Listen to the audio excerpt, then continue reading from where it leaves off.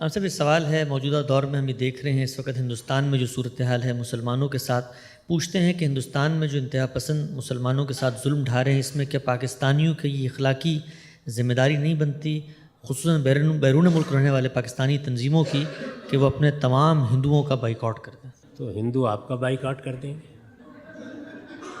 یہ جو بائیکاٹ، احتجاج اور اس طرح کی چیزیں ہیں، آپ سب لوگ بہت پڑھے لکھے ہیں، ویسے اس کا کوئی حاصل کبھی آپ نے دیکھا ہے؟ کوئی چیز ہوئی ہے کبھی؟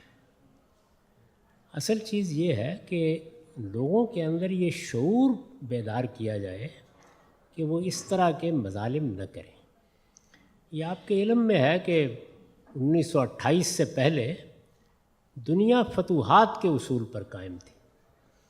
آپ کے پاس طاقت ہے، آپ اٹھیں گے، آپ دنیا کا کوئی علاقہ فتح کر لیں گے، آپ وہاں کے بادشاہ ہیں، اور وہاں کے رہنے والے لوگ وہ اپنے زمانے کے ہن، ستھین، دراوڑ ہوں، آریہ ہوں، وہ آپ کے غلام ہیں، ایک طرح سے محکوم ہیں۔ دنیا میں یہ قاعدہ صدیوں تک رہا ہے کہ فتوحات کی بنیاد پر دنیا کا نظم چلایا جاتا تھا۔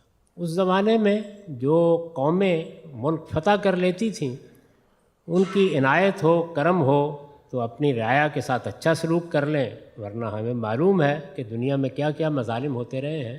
28 کے بعد دنیا نے یہ معاہدہ کیا کہ اب قومی ریاستوں کے دور میں ہم داخل ہو رہے ہیں، اور اس سے مقصود یہ ہے کہ ایک خاص علاقے میں جو لوگ بھی رہتے ہیں، ان کی نسل کوئی اور ہو سکتی ہے، ان کا مذہب کوئی اور ہو سکتا ہے، وہ اب ان نیشن سٹیٹس یا قومی ریاستوں میں برابر کے شہری ہوں گے۔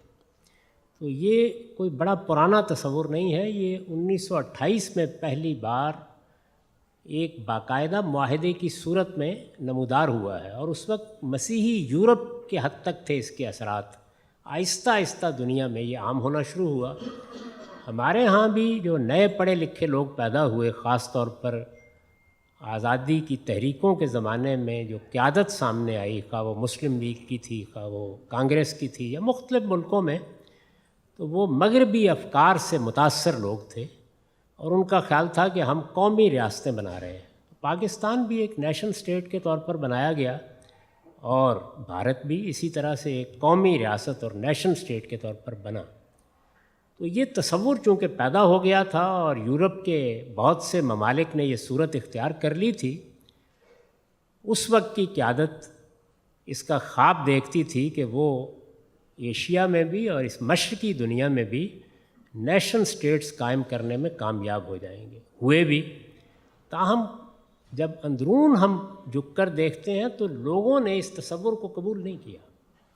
مثلاً ہمارے پاکستان میں لوگ یہ نہیں مانتے کہ پاکستان ایک قومی ریاست ہے، وہ کہتے ہیں کہ یہ مسلمانوں کی ریاست ہے، اور اس میں غیر مسلم دوسرے درجے کے شہری کے طور پر ہی رہ سکتے ہیں۔ وہ غیر مسلموں کی تعداد کافی زیادہ تھی، وہ ہم نے مار بھگا کے فارغ کر دی ہے۔ تو اب جو تھوڑے سے باقی رہ گئے ہیں، ان کے ساتھ کچھ کمپرومائز سا ہو گیا کہ چلیے آپ بھی رہ لیجیے یہاں پہ۔ ہندوستان میں تناسب بھارت میں بہت زیادہ ہے، 20-22 کروڑ مسلمان ہیں، مسیحیوں کی بھی بڑی تعداد ہے، تو وہاں پر بھی جو ہندوتوا کا فلسفہ ہے وہ نیشن سٹیٹ کے تصور کو نہیں مانتا۔ ان کا نقطہ نظر بھی یہ ہے کہ یہ تو ہماری ماتا ہے، یہ پورا علاقہ اسی مذہب کا ہے، آپ کو یہاں رہنا ہے تو آپ ہندو بن کر رہیے۔ اور وہ اس کی تعویل بھی کرتے ہیں کہ ہندو کوئی مذہب نہیں ہے، وہ ایک کلچرل ٹریڈیشن ہے، اس کے اندر آپ آ کے رہیے۔ تو یہ ہے پس منظر اس ساری بات کا۔ چنانچہ ہمارے ہاں بھی جو پاکستان کو ایک مذہبی ریاست بنانے کے داعی ہیں، وہ قیام پاکستان سے بہت پہلے سے منظم ہیں، اور یہ جو لوگ ہیں جن کو اب ایک سیاسی جماعت کی حیثیت سے ہندوستان میں اقتدار حاصل ہے، یہ بھی اس سے بہت پہلے سے منظم ہے۔ یعنی جس وقت کانگریس وغیرہ تحریکیں چلا رہے تھے، اس وقت بھی یہ یہی نقطہ نظر رکھتے تھے۔ انہی کے ایک صاحب تھے، انہی کے متاثرین میں سے، جنہوں نے مہاتما گاندھی کو اس جرم میں قتل کر دیا تھا کہ وہ پاکستان کی حمایت کرتے ہیں، اور انہوں نے پاکستان کی کچھ املاک دلوانے کی صحیح کی ہے۔ تو یہ دونوں طرف کی ذہنیت ہے۔ میرے نزدیک اس کا مقابلہ کرنا چاہیے، اور وہ لوگ جو پڑھے لکھے ہیں، دانشور ہیں، وہ اس موضوع پر آگے بڑھیں. ہندوستان میں بھی ایک بڑی تعداد ہے اور پاکستان میں بھی جو چاہتی ہے کہ یہ قومی ریاستیں بنیں، دور حاضر کی جدید قومی ریاستیں، یہ فتوحات کی ذہنیت سے نکلیں اور یہ مان لیا جائے کہ یہ جو ممالک ہیں یہ اپنے جغرافیے میں سب لوگوں کے لیے برابر کے ملک بن چکے ہیں. اس تصور کو عام کرنے کی ضرورت ہے. یہ دلیل سے عام ہوگا، دانش سے عام ہوگا. اس کے لیے جدوجہد کی جائے گی. اس کی عمر زیادہ نہیں ہے، ابھی ہم 22 میں جی رہے ہیں، 1 صدی بھی نہیں ہوئی اس تصور کو پیدا ہوئے. تو یہ احتجاج اور بائیکاٹ سے کچھ بھی نہیں ہوگا. باقی ہم مسلمانوں کو اس کا شوق ہے، ہم تھوڑے تھوڑے عرصے کے بعد یہ کرتے رہتے ہیں، حاصل اس کا کچھ بھی نہیں ہوگا.